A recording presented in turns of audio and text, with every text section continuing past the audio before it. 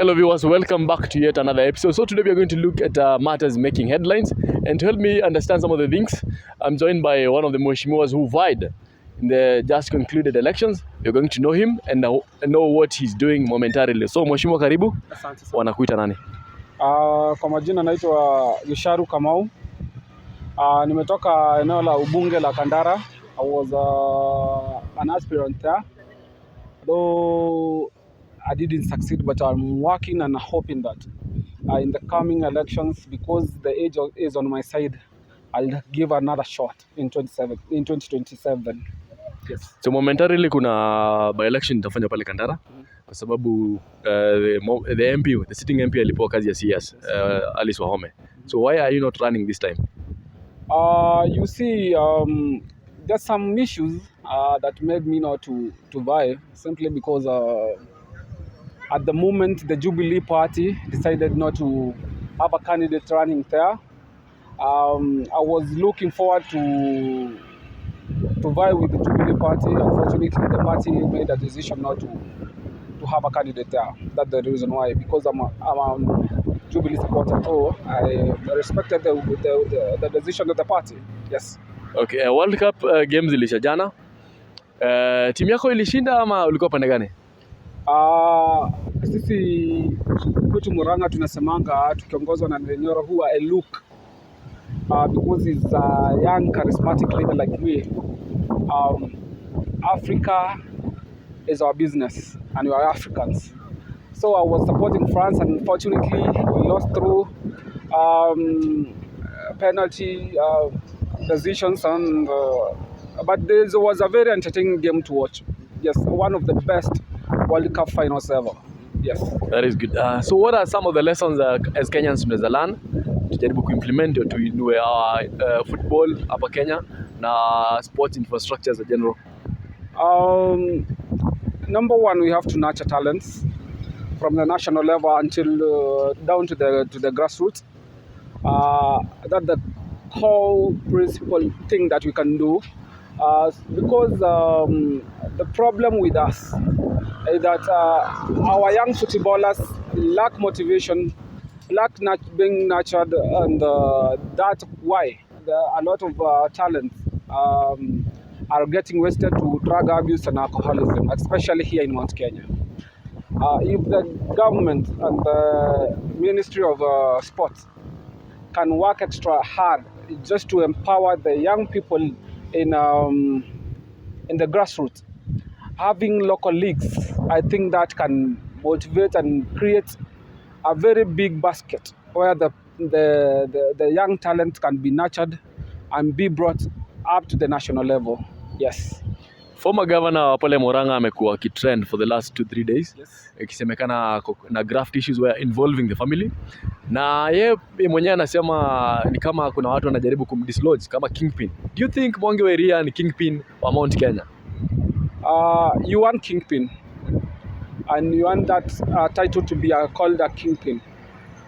For now, Mwangi, whom I respect as my former governor, is not yet qualified to be a Kingpin, but he's working towards that, and I think this government said it will not use DCI, it will not use ESCC, and it will not use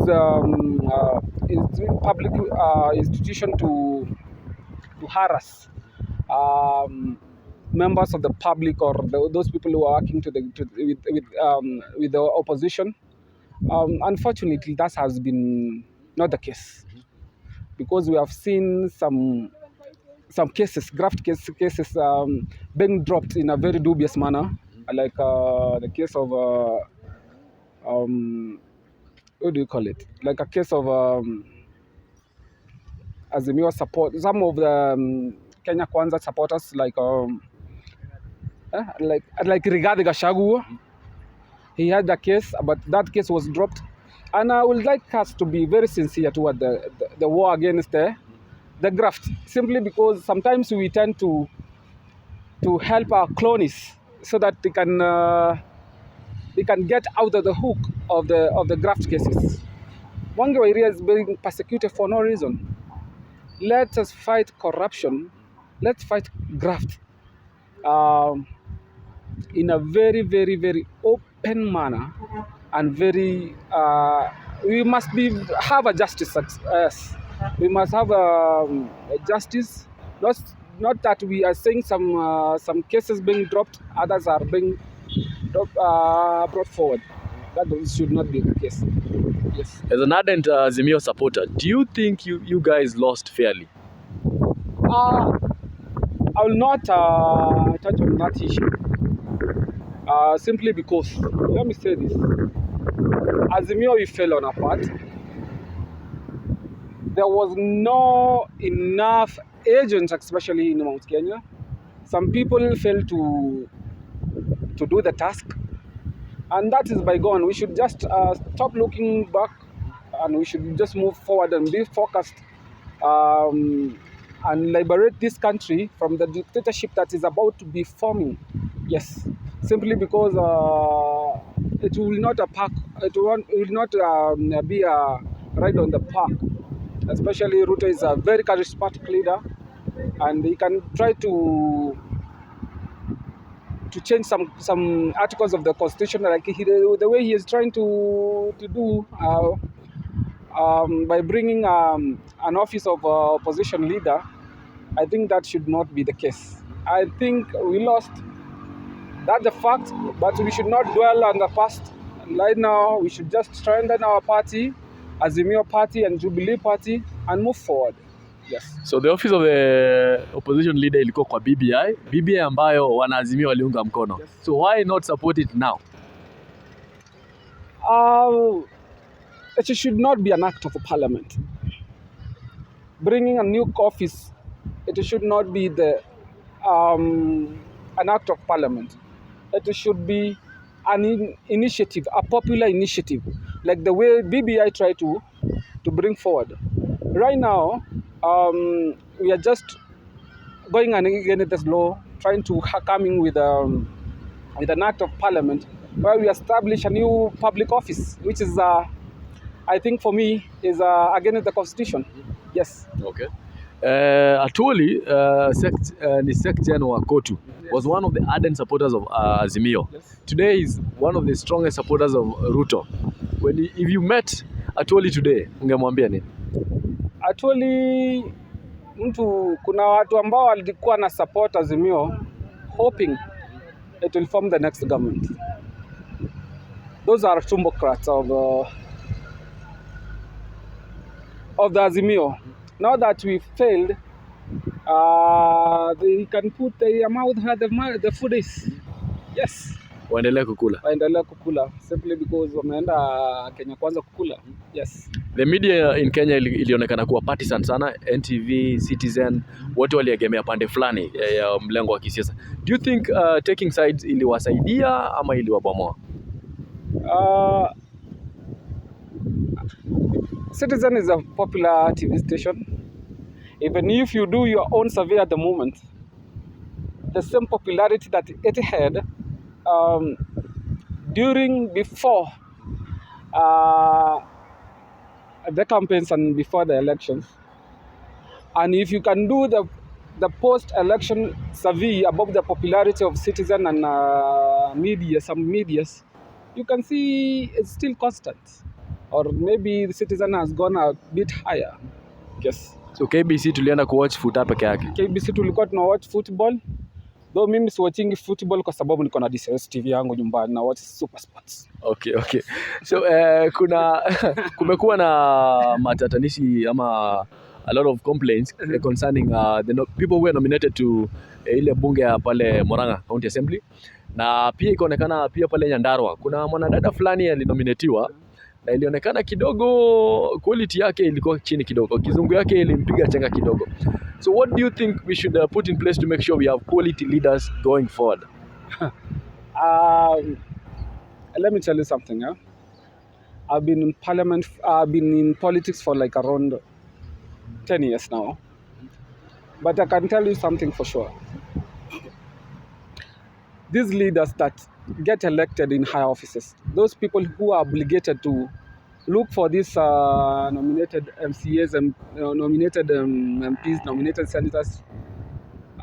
Sometimes I see it like they choose their closest friends without any qualifications and put them in those offices, forgetting that they are not there to serve those leaders, those who are nominating, but to serve the common interests of the public. Yeah? There is a woman like the one from Nandaro. You cannot construct even a single simple sentence of English, and you look what is the criteria of having such a leader in that big office. I think sometimes we have failed. This country has failed to have a very, very, very, very big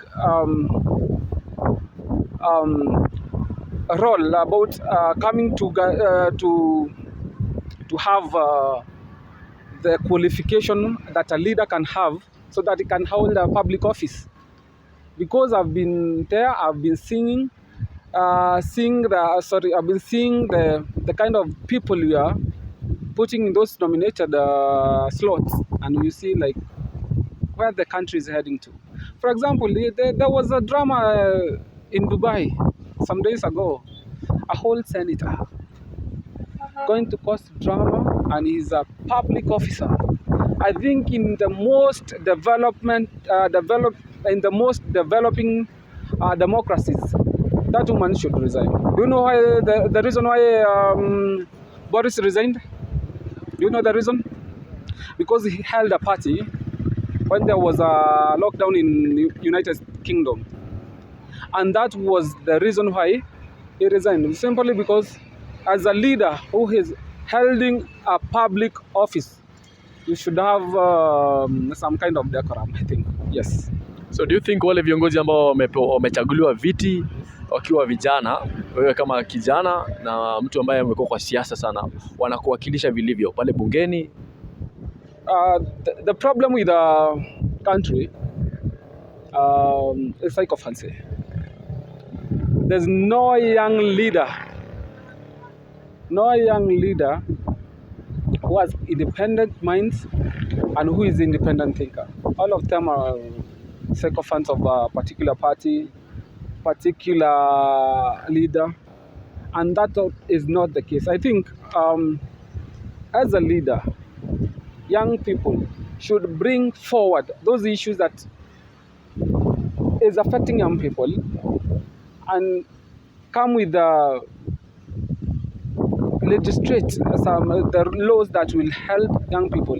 For example, like help, there was the government said there will be some cuts on help. You see, some young students will be locked from going to university. The same case with secondary education and the primary education. The government will do the subsidies. You see, like in the next few years to come, the literacy level of this country will go down. But no single leader is saying no. It's not stopping the government from removing subsidies. Yes, I think they are not doing any work. For me, that's my opinion. Yes. Final word to Kenyans? Final words, I will say, we voted the government, and we are just looking at it so that they can deliver what it promised to Kenyans. And this government is full of promises, by the way. It should stop making more promises to Kenyans, but they should just first deliver whatever they promised us first. And for the Kenyans, we voted. The voting process was so much peaceful. I would like us to continue with the same peace.